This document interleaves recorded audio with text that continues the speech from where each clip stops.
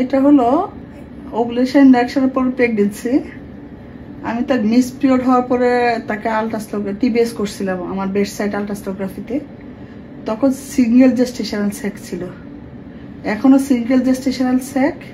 এইখানে একটা ইয়ক স্যাক, একটা ইয়ক স্যাক, এই একটা ফিটাল পোল, এই যে এখানে ফিটাল হার্ট আছে, এই আরেকটা ফিটাল পোল ফিটাল হার্ট আছে। অর্থাৎ এটা হলো মনোজাইগোটিক টুইন।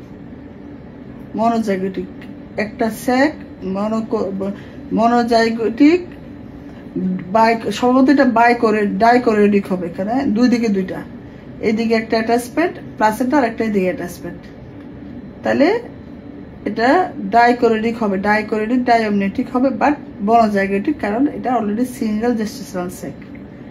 আমরা অলরেডি তাকে আমি 2 সপ্তাহ আগে একবার টিবিএস করছি, তখন সিঙ্গেল স্যাক ছিল 5 উইকসের, 5 না 5 এর চেয়ে একটু কম, 5 এর চেয়ে একটু কম ছিল।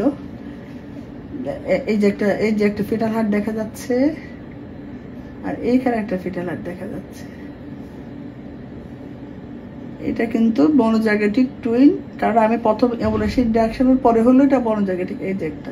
কিন্তু ওভুলেশন ইন্ডাকশনের পরে সাধারণত ডাইজাইগোটিক হয়। যে এখানে মজার বিষয় হলো তার ইয়া করা উচিত না, ডপলার করা উচিত না, কিন্তু ডপলারে আমি আপনাদের দেখানোর জন্য যে এই একটা টুইন, এই একটা টুইনে ফিটাল হার্ট, এই আরেকটা ফিটাল হার্ট, দুইটাই ফিটাল হার্ট দেখা যাচ্ছে। আমরা করবো না ডপলার নট, এই জেস্টেশনালে যে ডপলার না করাই ভালো। তাও একটু ফিটাল হার্টটা দেখলাম, এই টুইনটা একটু ছোট আসছে, এটা একটু বড় আসছে। এই যে একটা হার্ট, এই একটা হার্ট। ঠিক আছে, বন্ধ করো।